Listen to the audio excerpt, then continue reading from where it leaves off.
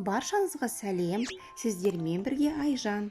Бүгін біз тауықтың төс еті қосылатын, өте дәмді салат жасайтын боламыз. Бізге қажет тауықтың төс еті 400 грамм, өсімдік майы 70 грамм, паприка 2 ас қасық, тұз 1 шай қасық, крахмал 3 ас қасық, чеснок 7-8 тілше.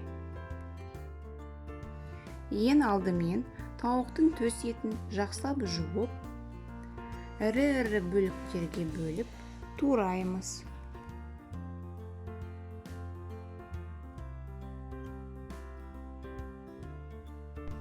Бөліп алғаннан кейін ыдысқа салып маринадтаймыз.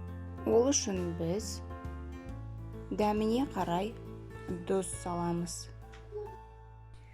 Паприка, крахмал саламыз.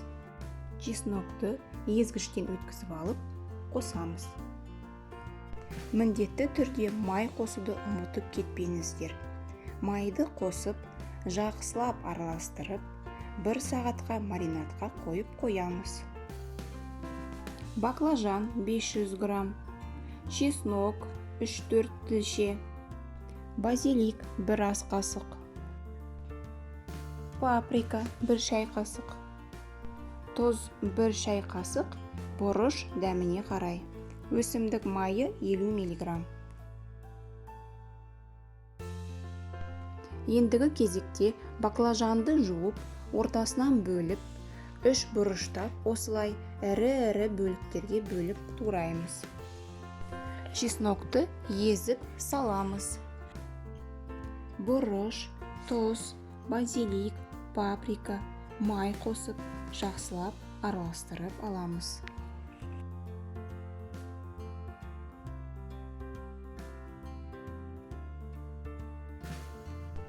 Жақсылап араластырғаннан кейін пергамент қағазының үстіне 180 градус қызып тұрған пешімізге 15-20 минут пісіріп алатын боламыз.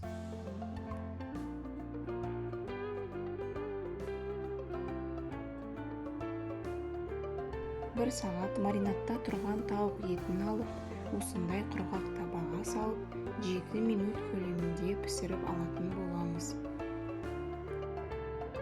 Жақсы маринадталған тауық еті міндетті түрде 7 минутта пісіп шығады.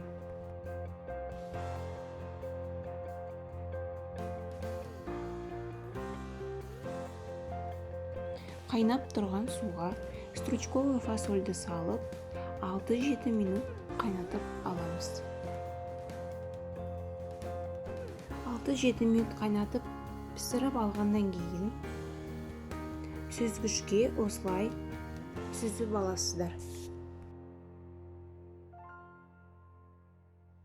Келесі кезекте көкөністерімізді тураймыз. Светофор бұрышын, болгар бұрышын алыңыздар. Сонда салатқа көрікті болып жақсы көрінеді. Видеодағыдай ірі-ірі қылдырып турап аласыздар. Менде черри помидоры, ал сіздер басқа да түрлерін қоса беруге болады.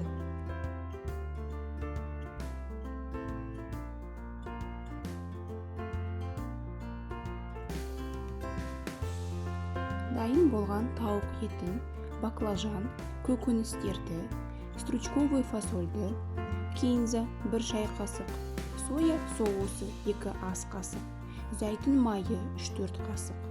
Барлығын бірге салып, жақсылап араластырып аламыз.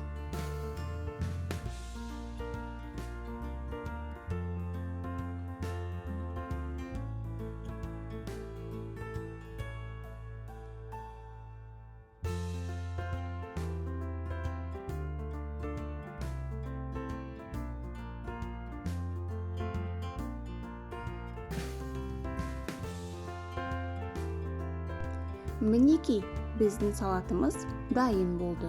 Дастарханымыздың сәнін келтіріп, тәбеттерімізді ашады. Міндетті түрде дайындап көріңіздер. Каналға тіркеліп, лайк басып, комментарий қалдыруды ұмытпаңыздар. Келесі кездескенше сау болыңыздар.